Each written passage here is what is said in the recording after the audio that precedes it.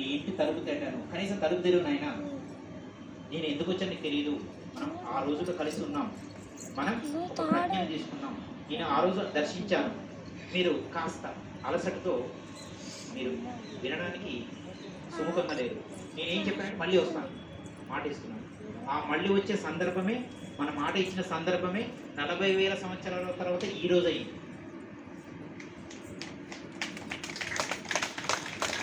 అర్థమవుతుంది అనుకుంటాను. మాస్టరు మాట మీద నిలబడే విధానాన్ని గమనిస్తే మనం కూడా ఒక మాట మీద నిలబడుతున్నామన్న అంటే ఎవిడెన్స్ అన్న.